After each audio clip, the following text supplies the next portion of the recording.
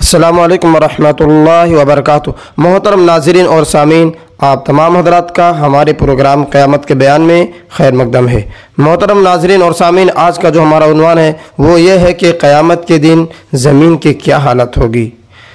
क़यामत जब आएगी, जब क़यामत वाक़ होगी और कायम होगी तो ज़मीन और ज़मीन पर रहने वाली चीज़ें, पहाड़, समंदरों का क्या हाल होगा। अल्लाह रब्बुल आलमीन ने कुरान मजीद के अंदर बड़े ही अच्छे अंदाज में इसका नक्शा खींचा है। अल्लाह ताला ने फरमाया, फ़इज़ा नुफ़िख़ फ़िस्सूरि नफ़ख़तुन वाहिदा व हुमिलतिल अर्दु वल जिबालु फ़दुक्कता दक्कतन वाहिदा।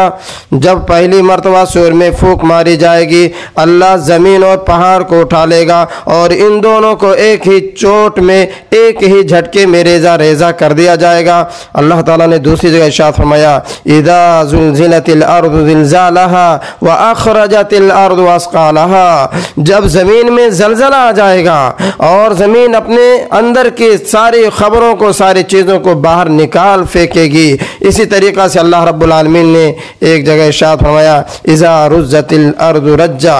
जब ये ज़मीन हचकोले खाने लगेगी, ज़मीन में अपनी जगह से हिल जाएगी। अल्लाह रब्बुल आलमीन ने ज़मीन के अंदर इरशाद फरमाया, व इज़ल अर्दु मुद्दत। ये ज़मीन फैला दी जाएगी और ऐसी फैला दी जाएगी, फ़यज़रुहा क़ाअन सफ़सफ़ा ला तरा फ़ीहा इवजन वला अमता। ज़मीन इतनी फैला दी जाएगी, पूरी चटियल मैदान कर दी जाएगी, एक लंबा मैदान बना दिया जाएगा जिसके अंदर कोई ऊंच नीच नहीं रहेगा। ये पहाड़, अल्लाह रब्बुल आलमीन ने इरशाद फरमाया, व तरल जिबाल तहसबुहा जामिदतन वहिया तमुर्रु मर्र सहाब। इन पहाड़ों को जो तुम मजबूत और ज़मीन में टीले और कील की नुमा देखते हो, क़यामत के दिन ये पहाड़ भी चलने लगेंगे बादलों की तरह। इज़ा बुस्सतिल अर्दु बस्सा फ़कानत हबाअम मुंबस्सा।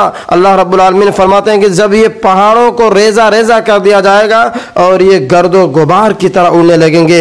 एक आयत में अल्लाह ताला ने फरमाया, वसुय्यरतिल जिबालु फ़कानत सराबा। इन पहाड़ों को चला दिया जाएगा जिसकी वजह से ये रेत के टीले, रेत के टीले की तरफ बिखर जाएंगे। तो मोहतरम हज़रात, इन आयात से ये बात मालूम होती है मोहतरम सामीन और हज़रात कि ये क़यामत के दिन ये ज़मीन अपनी जगह पर कायम रहेगी, न ये पहाड़ अपनी जगह पर कायम रहेंगे, बल्कि ये तमाम रेज़े रेज़े होकर के पूरी दुनिया में बिखर जाएंगे, रेत के ज़र्रात और गर्दो गुबार की तरह। इसी तरीक़ा से ये समंदर, ये भारी भारी समंदर, इसके बारे में अल्लाह ताला ने इरशाद फरमाया, व इदल बिहारु सुज्जिरत। जब समंदरों क्या भड़का दी जाएगी, व इदल बिहारु फुज्जिरत, समंदरों को भी फाड़ दिया जाएगा।